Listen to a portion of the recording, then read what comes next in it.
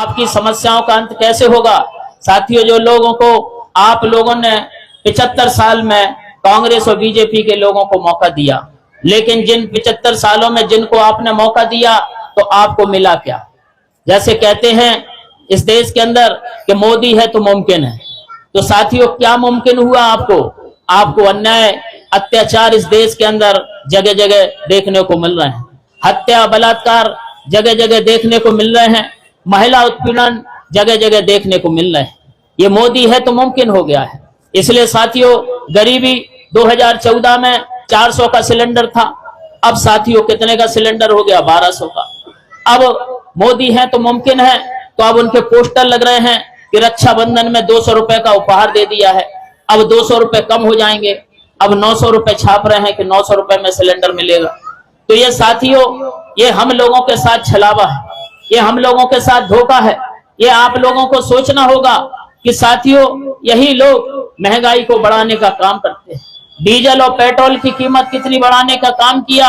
और साथियों, जब चुनाव आएंगे तो आपको जो तकलीफ होगी, तकलीफ में थोड़े से दर्द को निवारने के लिए कुछ थोड़ा सा पैसा कम कर देंगे। आपको ये महसूस होगा कि इन्होंने कुछ कम किया। साथियों, ये तो उनके हथकंडे हैं कि आपको ज्यादा तकलीफ देकर कुछ तकलीफ को कम कर लेते हैं, जिससे कि आप पुरानी जो ज्यादा तकलीफ मिली थी उसमें राहत महसूस करते हो और उनकी बातों में आ जाते हो और उनको वोट दे देते हो। ये बात आपको समझनी होगी कि साथियों, ये जो समस्या आपके बीच में है, हर तरह की जो समस्या है, ये समस्याओं का कारण क्या है? ये कारण साथियों, आप इस देश के अंदर अब कोई रानी के पेट से बच्चा पैदा होता वो राजा नहीं बनता है।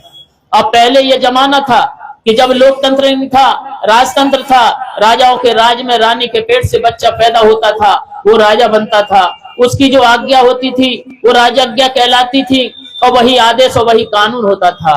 लेकिन अब तो देश के अंदर कानून है, अब देश के अंदर कानून है और कानून का राज है, और सरकार अब साथियों आपके वोट से बनती है, और ये वोट आपके पास है और इस वोट की एक अनमोल कीमत है। लेकिन साथियों, आप लोगों को गुमराह करके, आप लोगों को लालच देके, आप लोगों को डराकर, आपके बूथ की चोरी करके, आपके बूथ के लूट कर और वो वोट हासिल करने का काम करते हैं।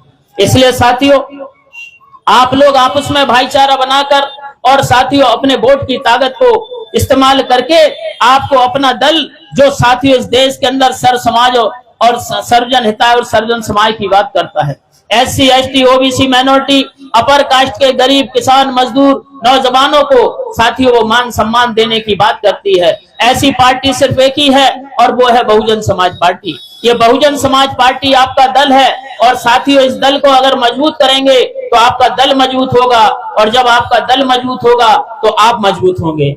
इसलिए साथियों, आप मजबूत ना हो पाए, इसलिए वो आपके वोट का इस्तेमाल हमारे लोगों को गुमराह करके, हमारे लोगों को लालच देकर, डराकर, धमकाकर, हमारे बूथ की चोरी करके हमारे बूथ को लूटने का काम करते हैं। इसलिए साथी, मोदी है तो मुमकिन है। जब से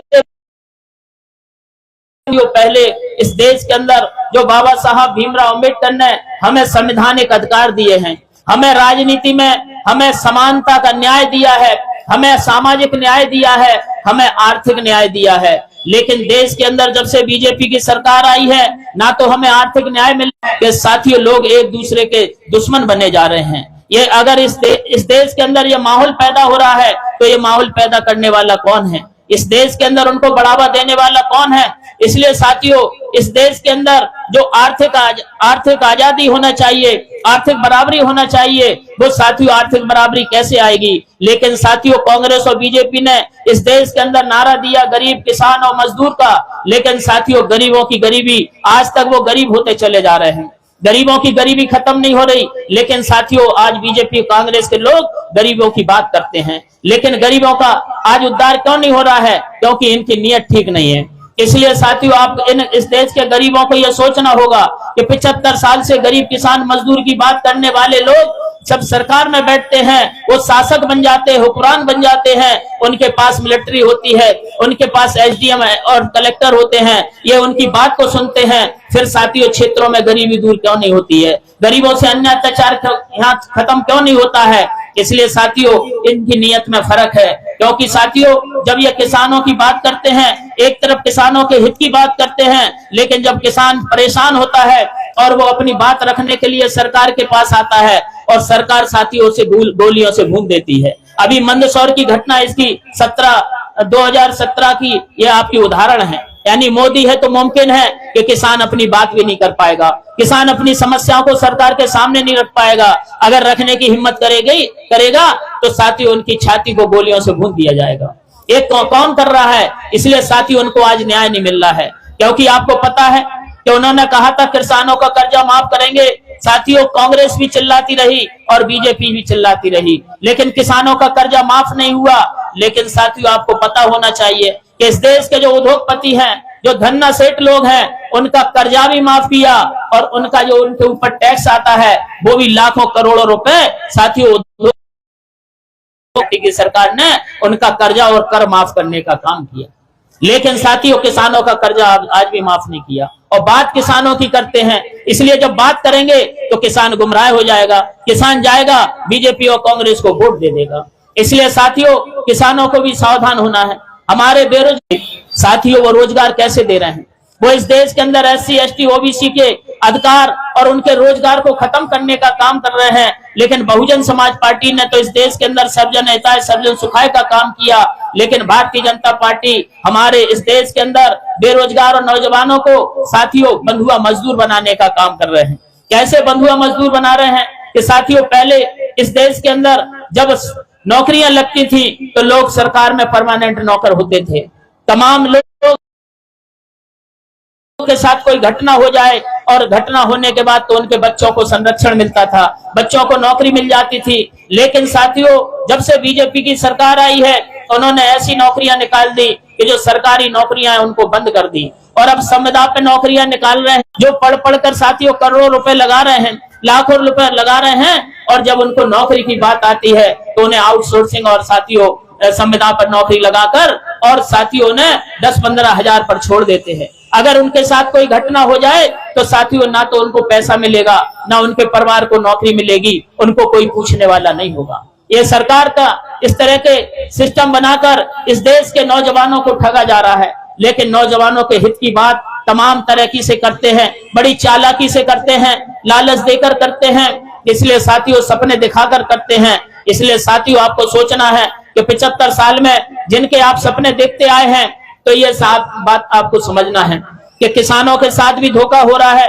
किसानों की बात को नहीं सुनते हैं, किसान अपनी किसी भी तरह की बात करे। आपको पता है कि पिछले तमाम समय में किसानों ने दिल्ली के अंदर धरना दिया, 1 साल तक साथियों किसानों ने धरना दिया, लेकिन भारतीय जनता पार्टी की सरकार ने उसको सुनने का काम नहीं किया। वो आपकी आवाज को दबाना चाहते हैं। और साथियों इसी तरह अगर आपके साथ अन्य अत्याचार हो तो अभी राजस्थान में कांग्रेस की सरकार चल रही है, उन्होंने आपकी आवाज को दबाने के लिए अगर आपके यहाँ किसी की हत्या हो जाए और आपको न्याय नहीं मिल रहा और आपने अगर उसकी हत्या होने के बाद उसकी लाश को धरना प्रदर्शन कर दिया तो कांग्रेस के लोगों ने नियम बना दिया है कि अगर कोई भीड़ उस लाश को रखकर धरना प्रदर्शन करती है और अपने लिए न्याय मांगती है तो उसको 3 साल की जेल हो जाएगी। किसको? भीड़ को 3 साल की जेल हो जाएगी। भाई कौन जाएगा अपनी बात रखने? लेकिन साथी उन्होंने एक बात और कह दी कि अगर कोई नेता उनके साथ जाएगा तो नेता को 5 साल की हो जाएगी। अब बताइए अब जनता की बात को कौन सुनेगा?